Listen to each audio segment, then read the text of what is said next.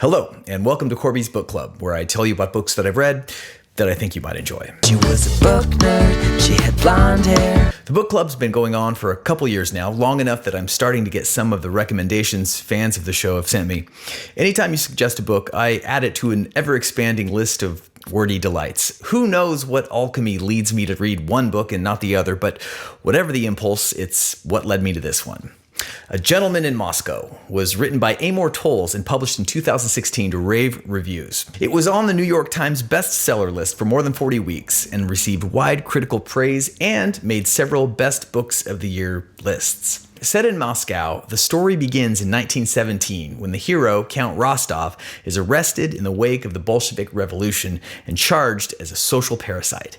He's charmingly unrepentant, and perhaps because of a certain poem he's attributed to have written, is spared execution. Instead, he's condemned to house arrest in the hotel where he's been living, the Metropole, in the heart of downtown Moscow. A cultivated person, Rostov adopts the advice of his late grandfather that a man must master his circumstances or be mastered by them. Lest the main theme of the novel be lost on ye, dear reader, this passage is recalled and repeated throughout the book, and it would not be too much to say that the protagonist's chief appeal lay in his embrace and acceptance of his would-be diminished circumstances. There he is, a former count, living in an attic, still reading his Pushkin, still getting weekly haircuts, still engaging in the ritualized pleasures of civilized life. The late morning coffee, the evening snifter of brandy, the spot of conversation over tea. A story set in a world-famous hotel provides plenty of opportunity for new characters to appear and withdraw. Time and again,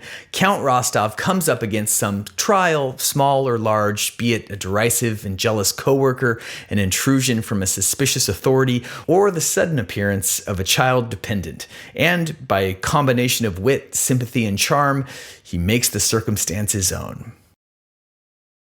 I'm going to use the word charm again because that's what this story turns on and what shines brightest in it. Rostov is a man of the world, almost always composed, deferential, exquisitely polite, and fundamentally warm-hearted, even toward his detractors. The narrative language is itself an extension of the Count's own voice, which is to say it feels almost like a long story told across the table at dinner. Each of the characters is presented, with one exception, in a sympathetic light, and in that way, there's something of Tolstoy in Towles' own tale. Now I'm going to say something critical. Unlike Tolstoy, the characters in A Gentleman in Moscow often fall short of the truly three-dimensional. This is going to be unpopular because people love this book, but there's something stage-like in the whole story, maybe even Disney-ish. Traditional Russian novels are great because they dare to look where lesser minds don't. The Russian writer pokes its characters until they do something stupid or ugly and then forgives them. It's that probing for the depths of human weakness which causes such a strong identification between the reader and, say, Tolstoy's Anna Karenina or Dostoevsky's Raskolnikov. The very American author who wrote A Gentleman in Moscow is content to keep the uglier side of human nature out of sight. The action always occurs in a flattering light, the dialogue is never not witty, but like any clever repartee, the language masks as much as it reveals. That said, A Gentleman in Moscow is a heartwarming story told with beautiful language and populated with charming, if slightly sentimental characters.